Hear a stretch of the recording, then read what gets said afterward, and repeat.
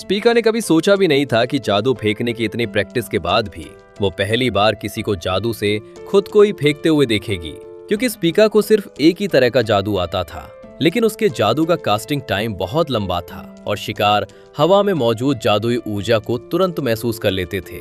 इसी वजह से हर बार हमला होने से पहले ही दुश्मन बच निकलता था। लेकिन इस बार उस महान बुद्धिमान लड़की को एक नया आइडिया आया। जब जादू सीधे दुश्मन पर काम नहीं कर रहा तो क्यों ना जादू से खुद को ही दुश्मन की तरफ फेंक दिया जाए। उसके पास जन्मजात पुनर्जीवन जादू था, इसलिए चाहे दुश्मन को 800 का नुकसान हो और खुद को 1000 का, वो सिर्फ 2.5 सेकंड में पूरी तरह ठीक हो जाती थी। उस पल स्पीका का आत्मविश्वास आसमान छूने लगा।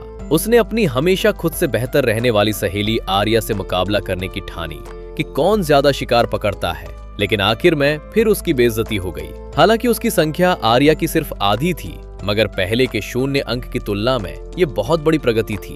बाद में सीरियस ने कहा कि उसे 12 समस्या पैदा करने वाले बच्चों में से एक भरोसेमंद क्लास मॉनिटर चुनना है और स्पीका सबसे पहले बाहर कर दी गई, क्योंकि क्लास टीचर के अलावा क्लास मॉनिटर बनने वाले इंसान में जिम्मेदारी और गंभीरता होना जरूरी था। सीरियस छात्रों के नजरिए से सबकी असली प्रकृति जानना चाहता था, इसलिए उसने स्पीका से पूछा कि क्या उसके पास किसी उपयुक्त व्यक्ति की सिफारिश है। स्पीका ने कहा कि उसे भी ज्यादा जानकारी नहीं है, लेकिन कल छुट्टी है और सब लोग हॉस्टल में ही होंगे, इसलिए सबका इंटरव्यू लेने का अच्छा मौका रहेगा। छुट्टी के दिन कमरे में छिपकर कौन बैठता है? तुम कितने खराब बड़े इंसान हो। फिर भी क्योंकि सीरियस ने पढ़ाई में उसकी मदद की थी, स्पीका ने कहा कि वो भी उसकी मदद करेगी। दोनों ने तय किया कि अगले दिन सुबह 10 बजे सीरियस के कमरे में मिलेंगे और उसने खास तौर पर कहा कि देर तक मत सो जाना।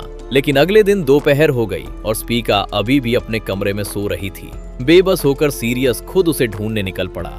रास्ते में उसकी मुलाकात एक फ्रीक टाइप लड़की से हुई। जैसे ही उसने पहचाना कि वो उसकी छात्रा मैलो है, लड़की ने उसे सीधे उठा लिया और जबरदस्ती स्किनशिप पैकेज दे डाला। हालांकि उसकी काली यादों में एक और घटना जुड़ गई, लेकिन सीरियस ने सोचा कि इस हालत में शायद वो छात्रों का असली रूप ज्यादा आसानी से देख पाएगा। इसके बाद वो कैफेटेरिया में कैरन और टाफ से मिला। शुरुआत में क्योंकि कैरन ने उसे स्टेक खिलाया था, सीरियस उसे पासिंग मार्क्स देने वाला था, लेकिन फिर पता चला कि उसने अपनी बिल्ली का नाम गावन तारो रखा है। ये सुनकर सीरियस गुस्से में उसे जोरदार थप्पड़ मारता है और क्लास मॉनिटर उम्मीदवारों की सूची से उसका नाम काट देता है। फिर वो स्पीका को ढूंढने जाने वाला था, मगर गलती से गलत कमरे में पहुंच गया। वहां हाना नाम की लड़की ने उसे पकड़ लिया। कमरे में बिखरी डरावनी चीजें देखकर उसके माथे पर पसीना आ गया। लड़की ने बताया कि वो जहरीले जादू पर रिसर्च कर रही है और सीरियस की बिल्ली जैसी नुकीले नाखूनों वाली बॉडी उसके प्रयोग के लिए बिल्कुल सही है। मैं तो बस एक छोटा बच्चा हूँ। उसे अपनी जान बचाने के लिए उसे लगातार भागना पड़ रहा था, क्योंकि कोई उसे खा जाना चाहता था। तभी अचानक सामने एक पैर आकर रास्ता रोक देता है। ऊपर देखकर पता चलता है कि वो भी छात्रों में से एक कैप्रिकॉन कैपेला है। लेकिन सीरियस हैरान रह जाता है, क्योंकि कैपेला की इच्छा शक्ति बहुत मजबूत थी।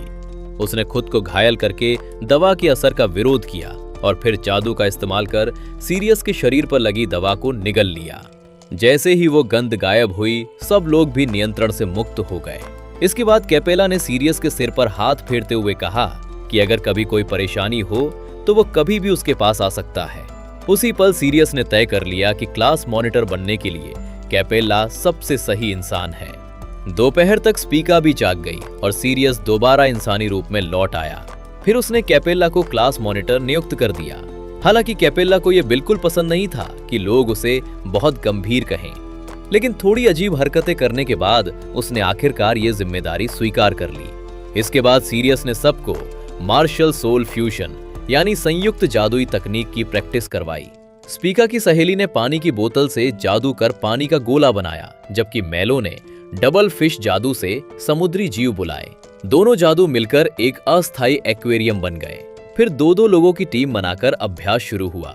स्पीका ने क्लास की सबसे उदास लड़की हाना को अपना साथी चुना, लेकिन हाना ने पूछा, क्या तुमने मेरा जादू समझकर मुझे चुना है?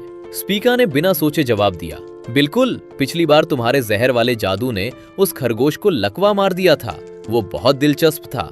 दिलचस्प शब्द सुनते ही हाना का चेहरा काला पड़ गया और उसने तुरंत टीम बनाने से मना कर दिया। तभी सीरियस ने सबको याद दिलाया कि उन्हें उत्साहित रहना चाहिए, क्योंकि अगले दिन मिड टर्म परीक्षा थी। परीक्षा में एक खास जादुई भूल भुलैया को पार करना था और अगर कोई फेल हो गया तो अगली कक्षा में जाना मुश्किल हो सकता था। क्लास खत्म होने के बाद सीरियस ने कहा कि आज रात कोई विशेष प्रशिक्षण नहीं होगा, सब लोग आराम करें और कल की परीक्षा की तैयारी करें। फिर उसने एक छोटा सा गुड लक कहा।